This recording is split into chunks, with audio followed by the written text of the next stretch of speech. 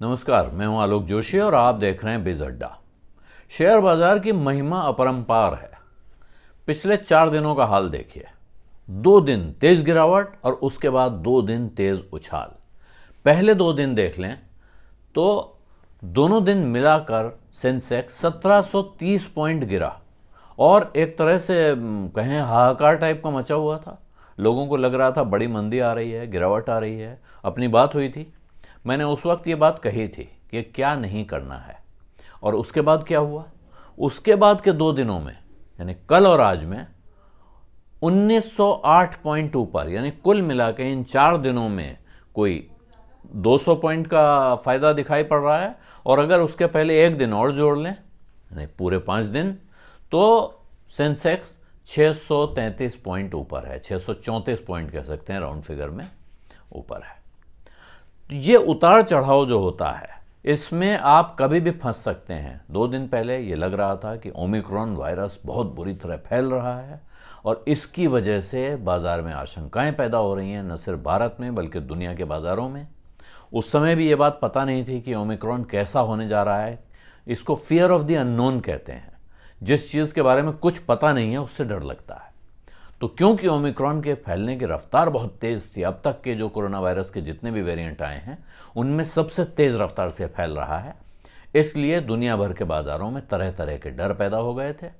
लेकिन परसों ये बात आने लगी थी, कल ये बात पुष्ट हो गई कि साहब ये अभी भी पुष्ट पूरी तरह से नहीं कह सकते हैं, लेकिन अब ये बात ज़्यादातर जगहों से आ रही है कि ये उतना सीवियर इसका अटैक नहीं होता है, उतना गंभीर नहीं है। जब किसी को हो भी जाता है ओमिक्रॉन वायरस का इन्फेक्शन, तो ये डेल्टा वेरिएंट की तरह का गंभीर नहीं है। और ये भी अब WHO की तरफ से आ रहा है कि अगर किसी को 2 टीके लगे हुए हैं तो फिर उसको इससे ज़्यादा खतरा नहीं होगा, ऐसा लग रहा है।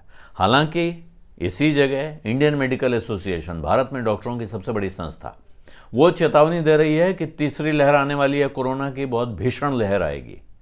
इसके बावजूद बाजार नीचे जा रहा है और ऊपर आ रहा है। इसमें आपको क्या करना है ये सोचिए। बाजार के ऊपर जाने में एक वजह कि ओमिक्रॉन की दहशत कम हुई, दूसरी वजह जो रिजर्व बैंक से उनको डर था कि कहीं ऐसा ना हो कि रेट में कुछ छेड़खानी हो जाए, तो वो नहीं हुआ। रिजर्व बैंक ने थोड़ा एहतियात बरता, जैसा कि माना जा रहा है कि ओमिक्रॉन की दहशत के चलते रिजर्व बैंक ने अपने हाथ रोक लिए कि अभी थोड़ा टाइट करने का काम रोक दिया जाता है। तो अब फरवरी तक रिजर्व बैंक टाइट करेगा, वक्त है सबके हाथ में। इसलिए बाजार में उत्साह की एक लहर और दौड़ पड़ी है। अभी बाजार में फिर एक नई आशंका आ रही है, उसका जिक्र कर दूं। वो ये है कि पिछले दिनों जो IPO आए हैं तमाम बड़ी कंपनियों के, उनमें एंकर इन्वेस्टरों के निकलने का वक्त आ रहा है। एंकर इन्वेस्टर जो होते हैं, जो आप सुनते होंगे कि जब IPO आता है उसमें पहले दिन एंकर इन्वेस्टर्स की एंकर बुक बनती है। ये मोटा मोटा पैसा लगाते हैं, प्रमोटरों से बात करते हैं, उनके सामने अपना प्रस्ताव रखते हैं कि मैं इतना पैसा लगाना चाहता हूँ। प्रमोटर उसमें से कुछ हिस्सा इनको देता है, वो एंकर इन्वेस्टर होते हैं। लेकिन अब हमने और आपने एप्लीकेशन लगाई, उससे एक दिन पहले उनसे सौदा हो जाता है। इसका कुछ तो उनको कीमत इसकी चुकानी होती है। तो तय होता है कि वो इतने समय तक, करीब 1 या 1.5 महीने के बीच, वो अपने शेयर नहीं बेच सकते हैं। इतने दिन कम से कम उनको अपने शेयर अपने हाथ में रखने होंगे। उसके यानी IPO आने के बाद इतने समय तक ये शेयर वो नहीं बेच पाएंगे, लॉक इन रहता है, और उसके बाद वो शेयर बेच सकते हैं। तो अब आशंका ये हो रही है कि एंकर लॉक इन खुल रहा है एक एक करके IPOs में, और अचानक जिन IPOs में बड़ा भारी जोश था उनमें भी, और जिनमें जोश नहीं था, जो ठंडे थे, उनमें भी अब एंकर अपने निकलने का इंतजाम करेंगे, तो शायद उनके भाव में और गिरावट आ सकती है। अब फिर सवाल उठता है कि आपको क्या करना है, आपके पोर्टफोलियो में क्या होना है। इस सवाल का जवाब मैं कई बार दे चुका हूं कि आपको अपने पोर्टफोलियो में सबसे अच्छी, सबसे शानदार, सबसे भरोसेमंद उन कंपनियों को ही रखना चाहिए जिनके बारे में आप मुतमईन हो कि अगर आपकी खरीद के 10 मिनट बाद बाजार बंद कर दिया जाए और अगले 5 साल 10 साल बंद रहे, तो आपके चेहरे पर शिकन दिखाई ना दे, आपको कोई फिक्र ना हो। जो एसेट एलोकेशन के और फाइनेंशियल प्लानिंग के दूसरे नियम हैं, उनका भी पालन करिए कि आप कितना पैसा कैश आपके हाथ में होना चाहिए, कितना इमरजेंसी फंड आपके पास होना चाहिए, कितना इंश्योरेंस आपका पूरा होना चाहिए। उसके बाद कहाँ कहाँ पैसा लगाने के बाद बचा हुआ पैसा जिसकी आपको अगले 5 साल ज़रूरत नहीं पड़ने वाली है, सिर्फ वही शेयर बाज़ार में आप लगाएं और उनको आप अच्छी कंपनियों में लगाएं। अब अगर आप अच्छी कंपनी में भी भाव रोज देखते हैं, शेयर खरीदते हैं, बेचते हैं, तो क्या होता है, इसके बारे में मैं पहले काफ़ी कुछ कह चुका हूं, लेकिन आज मुझे एक बहुत बढ़िया दृष्टांत मिल गया है।